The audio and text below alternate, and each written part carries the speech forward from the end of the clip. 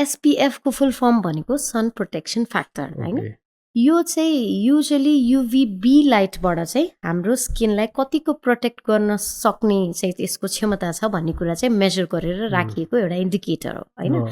So minimum हामीले देखेको स्टडीहरूले recommend गरे अनुसार चाहिँ मिनिमम चाहिँ 30 SPF चाहिन्छ भन्ने चाहिँ रेकमेन्डेसन हुन्छ हैन। त्योभन्दा माथि पनि प्रोटेक्सन सन प्रोटेक्सन फ्याक्टर चाहिँ हुन्छ, तर अब जति माथि हायर SPF भए पनि त्यसको पर्सेन्टेज अफ प्रोटेक्सन चाहिँ त्यति धेरै हाई भएर जाँदैन। ओके सो 30 ले चाहिँ हाम्रो 95% प्रोटेक्सन गर्न सक्छ भने लेट्स से 50 ले चाहिँ हजुरको 97% मात्र प्रोटेक्सन भइरहेको हुन्छ। त्यही भएर त्यस्तो ड्रास्टिकली फरक पर्ने चाहिँ हुँदैन। म्याक्सिमम 50 भन्दा माथिको त खासै काम देखिएन त हैन र? त्यति धेरै सिग्निफिकेन्ट चाहिँ डेफिनेटली छैन, सिग्निफिकेन्ट डेफिनेटली छैन।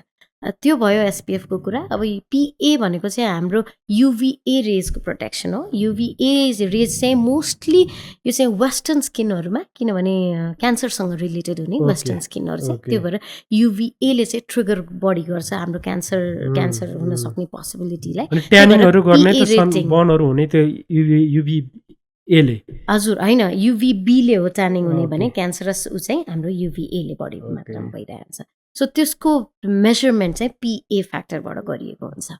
त्यो चाहिँ धेरै जस्तो गोरेहरूको स्किनलाई भए तापनि जहिले पनि स्किन क्यान्सर नेपालमा पनि नहुने चाहिँ होइन हैन। त्यही भएर जहिले पनि PA चाहिँ प्रोटेक्टेड नै भएको लगाउनु।